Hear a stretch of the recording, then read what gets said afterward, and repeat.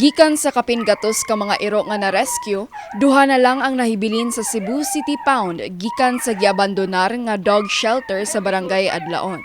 Sigon sa mga caretaker sa pound, sobra sa 5 na ka mga iro ang aduna nay bag-ong tag-iya human kinigipang adopt sa miaging semana, samtang ang uban gikataho nga nangamatay tungod sa mga gipamating sakit sa lawas.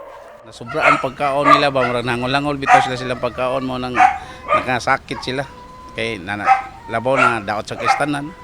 Mo tong nag-anaman kamatay kada adlaw mo average sag na po 5, 8 ana. So karon natay na remaining dia duha na lang gyud nakabuk from adlaw. Subay niini, plano karon sa Cebu City Government nga pasakaan og kaso ang tag-iya ug ang orihinal nga caretaker sa mga iro tungod sa pagbiya nila niini. Per instruction of Mayor Michael Rama, we filed a case against them, specifically for violation of Section 16 and 17 of the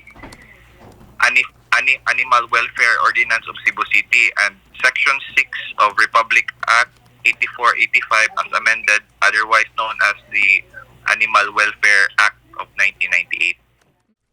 Ulahing nakitaan ang caretaker nga si Lorna Oberes ni adtong Mayo 31 apan karon dili na kini nila makontak.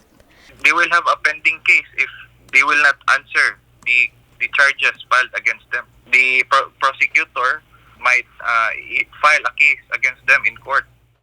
Sa laing bahin, adunay gipahigayon nga programa ang Department of Veterinary Medicine and Fisheries kon DVMF nga libreng pagpalaygit og anti-rabies sa mga iro sa Barangay Lahog sugod karon Hulyo 10 hangtod sa Miyerkules Hulyo 12. Kini kabahin silang plano nga maluwas ang mga iro sa mga nagkadaiyang sakit ug maminusan ang ilang gidaghanon ilabi na ang katong mga saag sa mga lokal nga komunidad.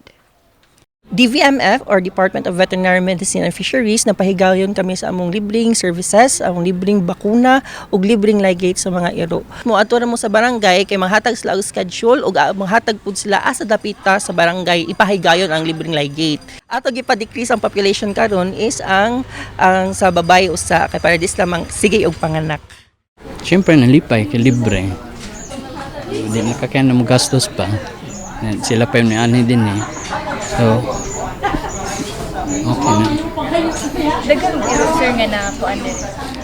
Kana lang duha pa. Kanang si Sandy o kani si Maki.